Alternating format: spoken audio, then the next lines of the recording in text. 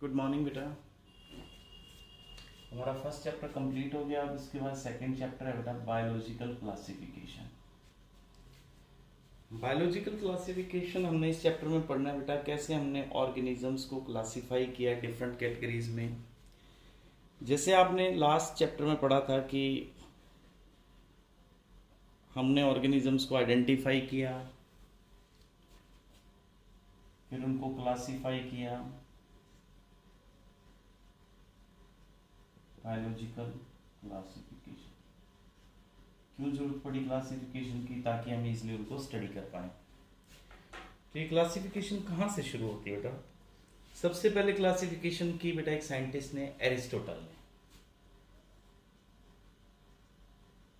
Aristotle आपको नाम याद होगा, is the father of biology as well as father of zoology. ठीक है बेटा। इन्होंने पहली बार मॉर्फोलॉजिकल कैरेक्टर्स के अकॉर्डिंग प्लांट्स को डिवाइड करके बताया। ये सबसे पहले क्लासिफाई करने वाले थे। इन्होंने प्लांट्स को 3 कैटेगरी में डिवाइड किया। छोटे प्लांट्स जो होते हैं उनको हम कहते हैं हर्ब्स, 2 मीटर से कम हो जो, उससे बड़े होते हैं जो उनको कहते हैं बेटा श्रब्स, और उनसे बड़े हों तो हम कहते हैं ट्रीज। इसके बाद नेक्स्ट साइंटिस्ट आए Theophrastus.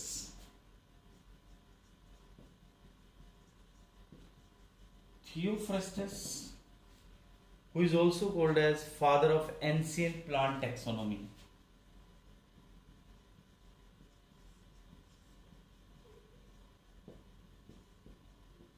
Father of ancient plant taxonomy beta, and as well as he is the father of botany.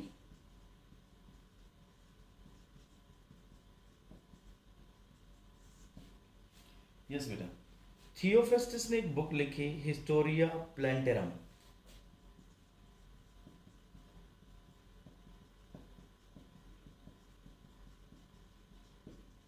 Historia plantarum. इन्होंने प्लांट्स को 4 कैटेगरी में, 4 ग्रुप्स में डिवाइड किया। इन्होंने कहा प्लांट्स में क्या होते हैं बेटा, ट्रीज होते हैं। सेकंड इन्होंने कहा श्रब्स हैं, उससे छोटे। श्रब्स के बाद इन्होंने एक क्लास और डाली बेटा अंडर श्रब्स, और सबसे छोटे हर्ब्स। तो ये स्टार्टिंग थी, ये हिस्ट्री है क्लासिफिकेशन की, कि क्लासिफिकेशन कैसे स्टार्ट हुआ होगा, कैसे अलग अलग साइंटिस्ट ने क्लासिफिकेशन शुरू की। तो ये जो क्लासिफिकेशन इन्होंने की थी, ये कौन सी टाइप की होती है? आर्टिफिशियल। आर्टिफिशियल बेसिस पे ये क्लासिफिकेशन चल रही है बेटा। इन्होंने साथ के साथ प्लांट्स को एनुअल, सेकंड प्लांट्स बेटा बाइनियल और पेरेनियल, इन क्लासेस में भी डिवाइड करके दिया। मतलब आप समझ सकते हैं कि ये बहुत सिंपल क्लासिफिकेशन है, बट क्योंकि ये रूट है, स्टार्टिंग है, हिस्ट्री में सबसे पहली बार की गई थी, तो that's why they are important. तो एनुअल, बाइनियल और पेरेनियल बेटा। ठीक है। इसके बाद बच्चे अब जो नाम आता है बहुत ही इंपॉर्टेंट है, हमने लास्ट चैप्टर में भी पढ़ा था, जिन्होंने बाइनोमियल नोमेनक्लेचर दिया था, ही वाज कार्लस लिनियास। जिन्होंने बाइनोमियल नोमेनक्लेचर दिया था बेटा,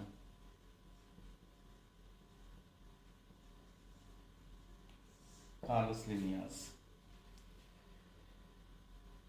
इनका लाइफ टाइम है बेटा 1707 से 1778 तक। इनका रियल नेम जो था वो था कार्ल वॉन लिने।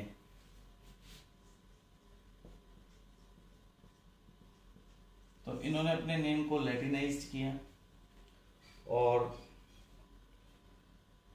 इन्होंने जो वर्क किया था किस लैंग्वेज में किया? इनका जो बेसिक वर्क है बेटा वो लैटिन लैंग्वेज में है बच्चों। इन्होंने अपना नाम भी, जैसे मैंने आपको बताया, कि चेंज किया फ्रॉम कार्ल वॉन लिन से कार्लस लिनियास में, लैटिनाइज्ड किया अपने नेम को। और वो कौन से स्वीडिश साइंटिस्ट थे बेटा, याद रखिएगा, ही वाज स्वीडिश साइंटिस्ट, ये भी बहुत इंपॉर्टेंट है, इनमें भी नीट के क्वेश्चन आते हैं कि ये कहाँ के थे साइंटिस्ट।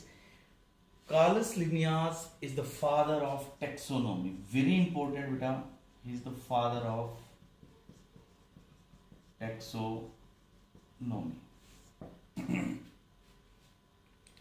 हाँ जी, and you can say father of plant taxonomy, father of animal taxonomy, father of plant taxonomy and father of animal taxonomy.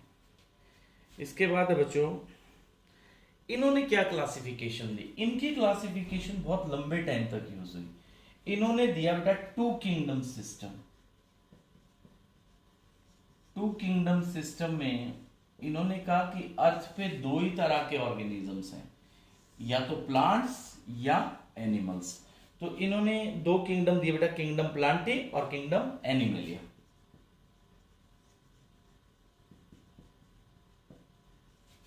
और सेकंड दिया इन्होंने बेटा किंगडम एनिमल। इनकी जो क्लासिफिकेशन थी उसके बड़े सिंपल से बेसिस थे। इन्होंने कहा कि जिसके पास सेल वॉल है वो प्लांट है, जो ऑटोट्रॉफिक है वो प्लांट्स हैं, ठीक है जी। ये जो हेट्रोट्रॉफिक होंगे वो एनिमल्स होंगे, जिनके पास माउथ है वो एनिमल्स होंगे, ठीक है। तो इस बेसिस पे इन्होंने क्लासिफाई कर दिया। इनके किंगडम सिस्टम के अकॉर्डिंग, इनके क्लासिफिकेशन के अकॉर्डिंग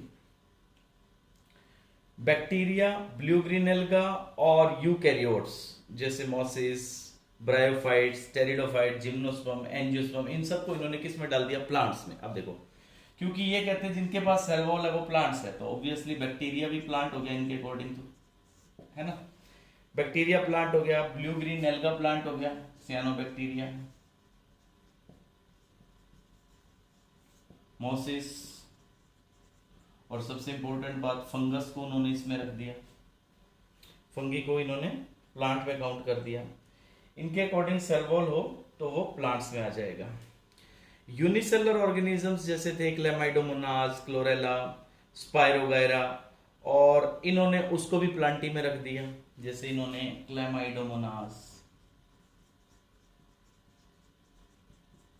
क्लोरेला, ठीक है जी, और spirogyra, they all included under the plant kingdom. Plantae में इन्होंने इसको ऐड कर दिया बेटे, ये देखो ये प्लांट्स में आ गया। ओके, इन्होंने जब इसको क्लासिफाई किया इस बेसिस पे कि ऑटोट्रॉफिक है, हेट्रोट्रॉफिक है, सेल वॉल है, तो इसमें प्रॉब्लम ये आई कि यूग्लिना जो है, यूग्लिना जो आज हमने प्रोटिस्ट में रखा रहता है, यूग्लिना, इसके पास इसके फीचर्स भी हैं बेटा, इसके भी हैं। मतलब ये यूग्लिना जो होता है ना वो मिक्सोट्रॉफिक होता है, दोनों ही मोड ऑफ न्यूट्रिशन है। ये ऑटोट्रॉफिक भी होता है बेटा, हेट्रोट्रॉफिक भी होता है। लाइट है तो ऑटोट्रॉफिक है, नहीं तो हेट्रोट्रॉफिक है। तो अब इसको किस में रखें, प्लांट्स में या एनिमल्स में? ये सबसे बड़ी ड्रॉबैक, लिमिटेशन हुई इस टू किंगडम क्लासिफिकेशन की। तो टू किंगडम्स क्लासिफिकेशन तो बड़े सिंपल से इन कैरेक्टरिस्टिक्स के ऊपर कि सेल वॉल है तो ऑल आर प्लांट्स, तो बैक्टीरिया भी प्लांट्स हैं, ब्लू ग्रीन एल्गा भी प्लांट्स, इसके अकॉर्डिंग फंगस भी प्लांट्स में आता है, और किंगडम एनिमल्स में, एनिमलिया में हेट्रोट्रॉफिक और माउथ जैसे कैरेक्टरिस्टिक्स हों। तो यूग्लिना के पास क्योंकि दोनों फीचर्स हैं, दोनों कैरेक्टरिस्टिक्स हैं, तो सबसे बड़ा एक्सेप्शन, सबसे बड़ी डीमेरिट इस सिस्टम की यही हुई, यूग्लिना, ठीक है। इसके बाद है, अब जो आगे क्लासिफिकेशन आया बेटा वो 5 किंगडम सिस्टम आया।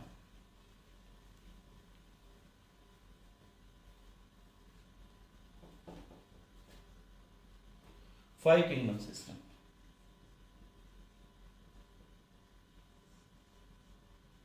Five kingdom system of classification, क्योंकि टू किंगडम सिस्टम में बहुत सारी शॉर्टकमिंग्स थी, ड्रॉबैक्स थे। तो इसके बाद बेटा नेक्स्ट क्लासिफिकेशन की है R.H. विटकर।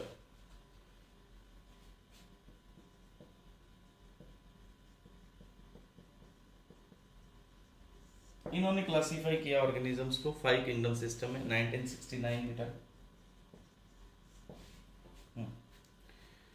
जो टू किंगडम सिस्टम क्लासिफिकेशन थी वो बहुत लंबे टाइम तक यूज होती रही, हम उसको पढ़ते रहे। 5 किंगडम सिस्टम क्लासिफिकेशन बहुत लेट आया है। इस किंगडम सिस्टम में Monera, protista, fungi, Plantae, animalia, ये किंगडम इन्होंने बना के लिए बेटा। Kingdom Monera, kingdom protista, fungi, Plantae और एनिमेलिया, ये 5 में क्लासिफाई कर दिया बेटा। किन बेसिस पे किया? ये जो क्राइटेरिया इसके लिए उन्होंने यूज किया 5 किंगडम सिस्टम में, एक तो किया बेटा सेल स्ट्रक्चर, सेल स्ट्रक्चर के बेसिस पे। सेकंड इन्होंने यूज किया बॉडी ऑर्गेनाइजेशन को।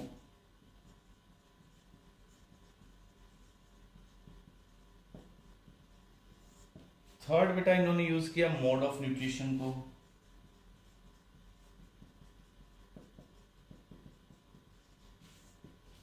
इसके बाद बेटा फोर्थ है रिप्रोडक्शन, फिफ्थ है phylogenetic.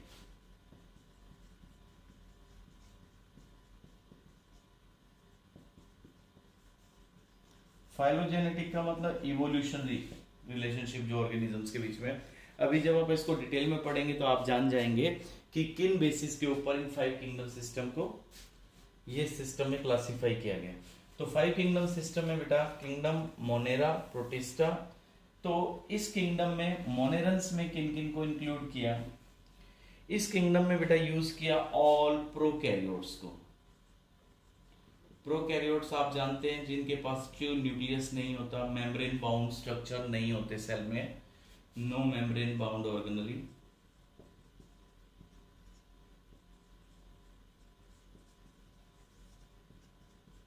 No membrane bound organelles are there in this kingdom.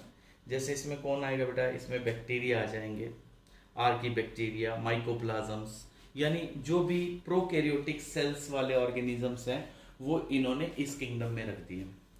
Second बेटा प्रोटिस्ट के अंदर, प्रोटिस्टा में इन्होंने रखा all unicellular eukaryotes, all unicellular eukaryotes. इसमें कौन आ जाए बेटा? अमीबा, पैरामीशियम, प्लाज्मोडियम, इस तरह के ऑर्गेनिजम्स इसमें आ गए बेटा।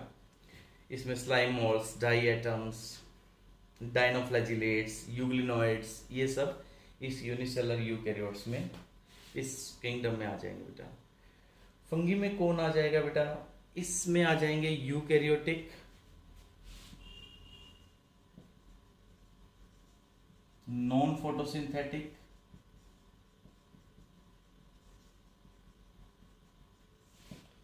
इसमें बेटा यूकैरियोटिक है, नॉन फोटोसिंथेटिक है, और बॉडी ऑर्गेनाइजेशन कैसी है बेटा? मल्टी सेलुलर लूज टिश्यूज है। ये मल्टी सेलुलर है बट इसके पास लूज टिश्यूज हैं बॉडी के अंदर। ये किस तरह के मोड ऑफ न्यूट्रिशन में रहते हैं बेटा? ये हेट्रोट्रॉप्स हैं। These are heterotrophic. कैसे होते हैं? सैप्रोफाइटिक, आपको पता है डेड एंड डिकेइंग मैटर के ऊपर ये डिपेंड करते हैं। इसके बाद है बेटा नेक्स्ट है प्लांटी। इसमें कौन है बेटा? यूकैरियोट्स हैं। इसमें यूकैरियोट्स कौन होते हैं? जिनके पास ट्रू न्यूक्लियस है, मेम्ब्रेन बाउंड ऑर्गेनेल्स हैं, जैसे माइटोकॉन्ड्रिया है, एंडोप्लाज्मिक रेटिकुलम है। जो सेल के अंदर मेम्ब्रेन बाउंड ऑर्गेनेल्स अगर मिले तो उनको हम कहते हैं यूकैरियोट्स।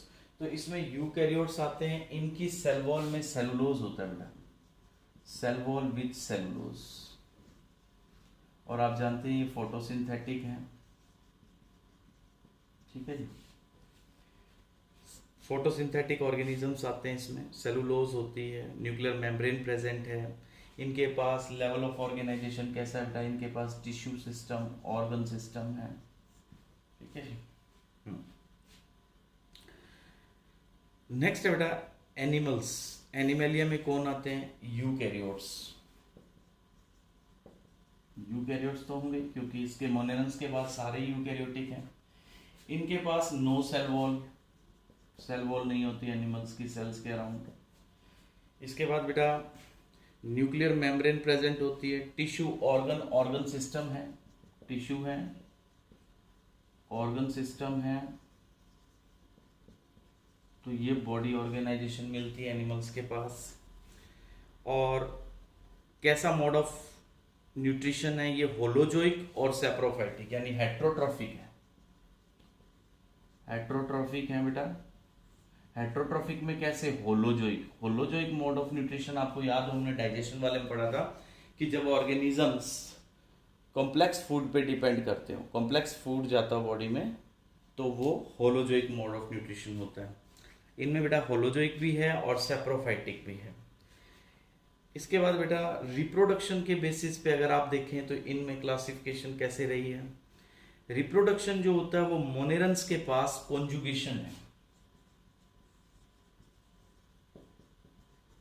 कॉन्जुगेशन डिटेल में पढ़ेंगे जब हम इस किंगडम को पढ़ेंगे, तो ये एक टाइप का सेक्सुअल रिप्रोडक्शन है, सॉर्ट ऑफ सेक्सुअल रिप्रोडक्शन। इसमें मेल बैक्टीरिया फीमेल बैक्टीरिया होंगे, एफ पॉजिटिव एफ नेगेटिव। और बेटा प्रोटिस्टा में कैसा होता है, सिनगेमी और कंजुगेशन। इसमें रिप्रोडक्शन के लिए सिनगेमी, फ्यूजन ऑफ न्यूक्लियस, और सेकेंड है बेटा कॉन्जुगेशन। फंगस के पास कैसा मोड ऑफ रिप्रोडक्शन है, इनमें फर्टिलाइजेशन।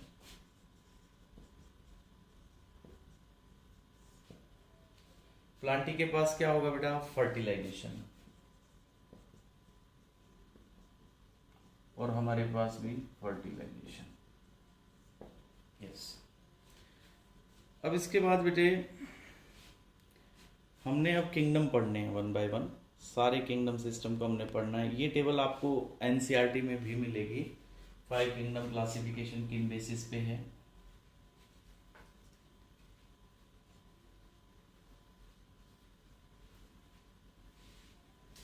यस बेटा। अब इसके बाद मोनेरन्स। मोनेरन्स यानी पहला किंगडम जो क्लासिफिकेशन में है, जिसमें सारे प्रोकैरियोट्स आते हैं। First is kingdom Monera. इसमें जो ऑर्गेनिज्म आते हैं उनको कहते हैं बेटा मोनेरन्स। कौन आते हैं इसमें, अभी आपको बताया बेटा, प्रोकैरियोट्स आते हैं, यानी जिनके पास प्रोकैरियोटिक सेल हो, जिनके पास न्यूक्लियस नहीं हो, मेम्ब्रेन बाउंड ऑर्गेनिज्म नहीं हो। अब इसके अगर कैरेक्टरिस्टिक्स देखते हो आप, तो पहले तो इसमें आने वाले ऑर्गेनिजम्स कौन कौन है, प्रोकैरियोट्स हैं कौन कौन। इसमें बेटा जैसे यू बैक्टीरिया एग्जाम्पल में, यू बैक्टीरिया जिसको ट्रू बैक्टीरिया भी कहते हैं। सेकंड इसमें आते हैं बेटा एक्टिनोमाइसीट्स।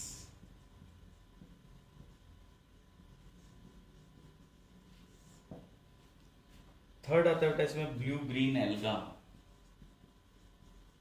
अब नाम एल्गा है लेकिन ये सियानोबैक्टीरिया एक्चुअली। नेक्स्ट है बेटा माइकोप्लाज्म।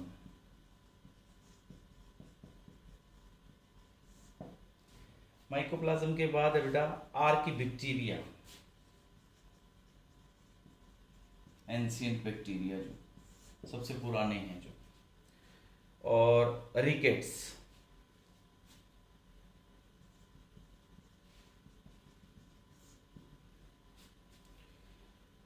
इसके बाद है बेटा इसमें आते हैं बेटा क्लैमाइडिया। तो ये ऑर्गेनिजम्स किंगडम मोनेरा में आते हैं, दोज हु आर प्रोकैरियोटिक। अब इनमें सेल वॉल कैसी होती है, अब इनके कैरेक्टरिस्टिक्स पढ़ रहे हैं बेटा हम मोनेरन्स के। मोनेरन्स में किंगडम मोनेरा में जो सेल वॉल है वो होती है बेटा पेप्टाइडोग्लाइकन की। पेप्टाइडोग्लाइकन, पेप्टाइडोग्लाइकन एक तरह का म्यूकोपेप्टाइड है बेटा, type of mucopeptide. It is actually murein. Yes बेटा। सेल मेम्ब्रेन कैसी होती है,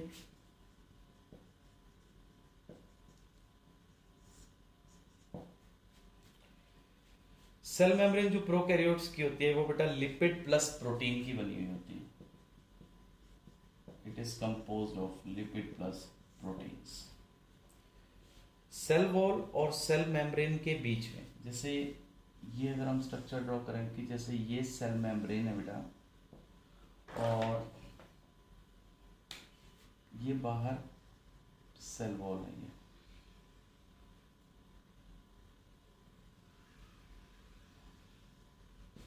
this red colored cell wall is peptidoglycan. This black colored membrane is actually composed of lipid plus proteins. इनके बीच में जो स्पेस है that is पेरीप्लाज्मिक स्पेस। ये इन दोनों के बीच का जो स्पेस है बेटा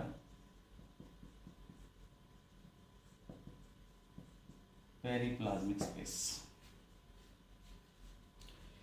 इसके बाद है बेटा नेक्स्ट साइटोप्लाज्म।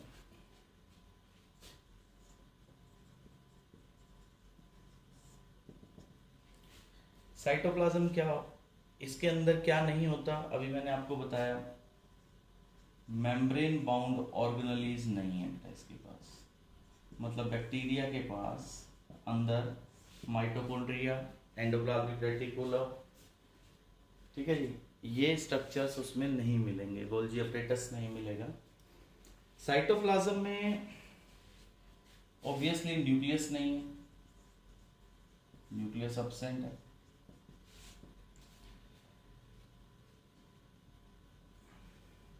अब जो न्यूक्लियस एब्सेंट है इसमें न्यूक्लियर वॉल जो है, जैसे यूकैरियोटिक सेल के पास ऐसे स्ट्रक्चर हम ड्रॉ करते हैं कि ये यूकैरियोटिक सेल है, बाहर एंडोप्लाज्मिक रेटिकुलम है, तो इनके पास ट्रू न्यूक्लियस एब्सेंट है बेटा। तो प्रोकैरियोटिक के पास जहां जेनेटिक मटेरियल होता है उसको क्या कहेंगे बेटा, न्यूक्लियोइड। मतलब न्यूक्लियस नहीं है, ट्रू न्यूक्लियस एब्सेंट है, in place of that nucleoid is there. You can call that nucleoid और जीनोफोर, न्यूक्लियोइड जीनोफोर, और you can say incipient nucleus, incipient nucleus. जो फेमस नेम है दैट इज न्यूक्लियोइड। आप lower classes से पढ़ते हुए आ रहे हैं कि यहाँ पे क्यों न्यूक्लियस एब्सेंट है, मेम्ब्रेन बाउंड स्ट्रक्चर क्योंकि नहीं है, जहाँ इसका डीएनए है यानी जेनेटिक मटेरियल है, क्या कहेंगे उसको, हम कहेंगे न्यूक्लियोइड। प्रोकैरियोटिक के पास अभी जैसे हम डिस्कस कर रहे हैं कि इसके पास न्यूक्लियस नहीं है, तो फिर इसका जेनेटिक मटेरियल कैसे पड़ा। देखो बेटा, जैसे ये बैक्टीरिया की सेल मेम्ब्रेन, जैसे ये बैक्टीरिया की सेल वॉल,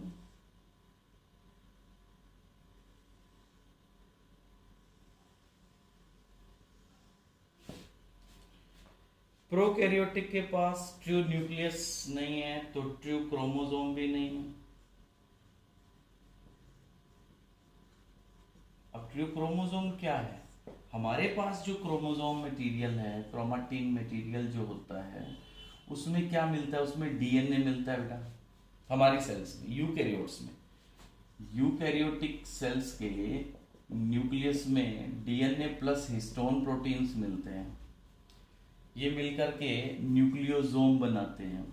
+2 में आप पढ़ेंगे, पैकिंग होती है हमारे पास डीएनए की। हमारा डीएनए अप्रोक्सीमेटली 2.2 मीटर लॉन्ग होता है बेटा डीएनए ह्यूमन सेल के अंदर। तो इनके पास ट्रू क्रोमोसोम नहीं है, इनके पास ट्रू क्रोमोसोम नहीं है, तो फिर इसकी जगह इनके पास मिलता है बेटा फॉल्स क्रोमोसोम। बैक्टीरिया में ट्रू क्रोमोसोम एब्सेंट है, फॉल्स क्रोमोसोम प्रेजेंट है, जो किसका बना हुआ है, हमारा डीएनए तो लीनियर होता है बेटा ऐसे, यूं हमारी सेल्स का, और इसका जो डीएनए होता है वो सर्कुलर होता है बेटा ऐसे। तो इसके पास क्या पड़ा है बेटा, double stranded.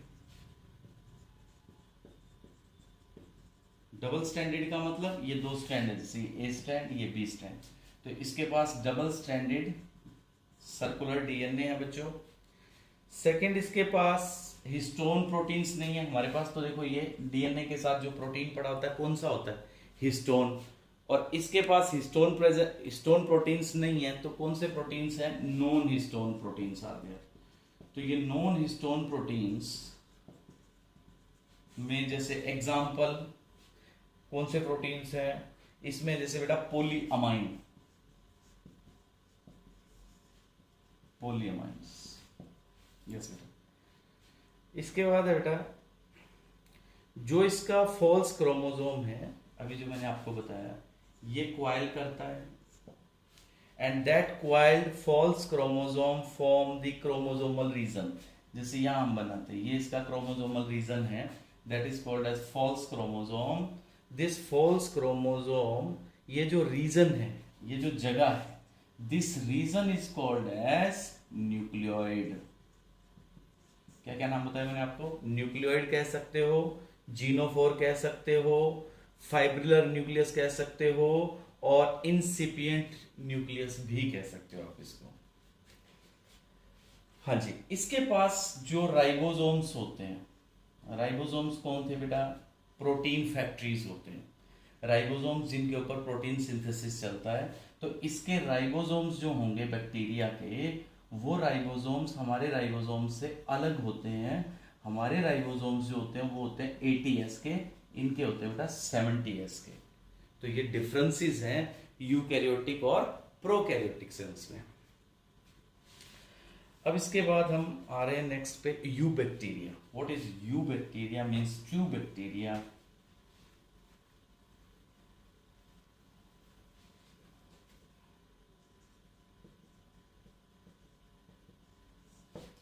You bacteria, they were first observe in rainy water.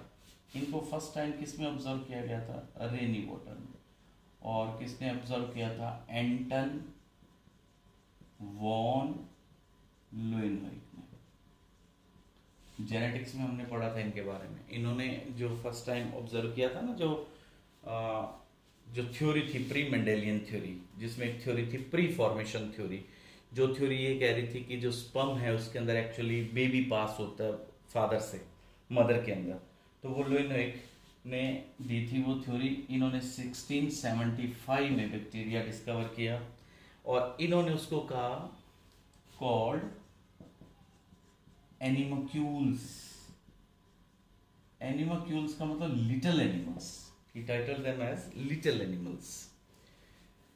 ये जो टर्म यूज करते हैं हम, देखो फर्स्ट टाइम ऑब्जर्व किसने किया? एंटन वॉन लुइनहोइक ने। बैक्टीरिया टर्म किसने दी? जो हम अब यूज कर रहे हैं बैक्टीरिया टर्म, क्योंकि इन्होंने तो उसको एनिमोक्यूल्स कहा था। Coined by, it was coined by F.J. Kohn and Ehrenberg. F.J. Kohn and Ehrenberg. Very important names. F.J. Kohn and Ehrenberg had titled this name, coined this term.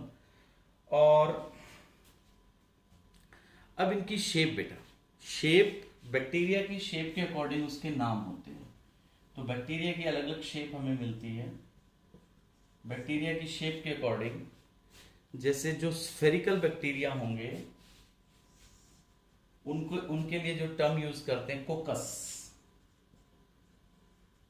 कोकस, या फिर term use करते हैं बेटा cocci. These bacteria are spherical in shape, जो गोल होंगे। Spherical bacteria को हम क्या कहेंगे? कोकस या cocci. These are smallest bacteria. Coccus bacteria are smallest bacteria. These are maximum resistant bacteria.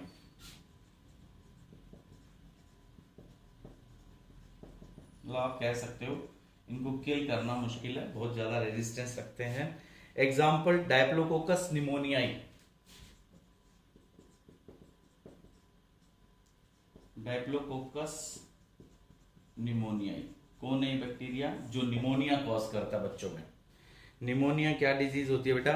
Alveoli, lungs के अंदर जो है म्यूकस रिलीज हो जाएगा, बच्चे को ऑक्सीजन कम मिलेगी लंग्स से, तो लिप्स जो होते हैं वो ब्लू हो जाते हैं इस डिजीज में। सेकंड है बेटा बेसिलस, सेकंड टाइप।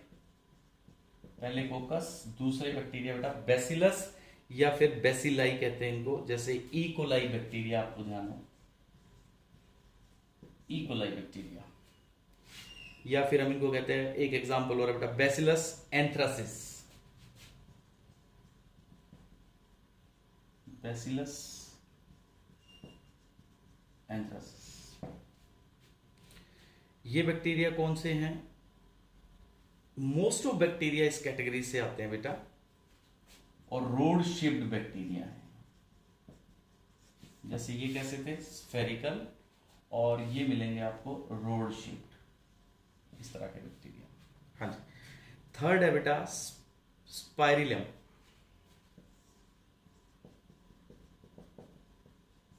स्पाइरल, ये कौन से बेटा? स्पाइरल बैक्टीरिया, स्पाइरल, इस तरह के bacteria. Example spirillum वोल्यूटेंस,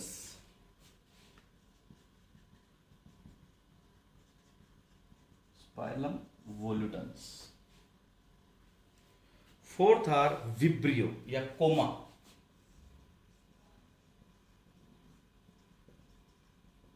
coma shape bacteria, vibrio, ये इस तरह के ऐसे बैक्टीरिया कोमा के जैसे। These are comma shaped. Example vibrio cholerae, हैजा, हैजा करने वाले बेटा, कोलेरा वाला पैथोजन।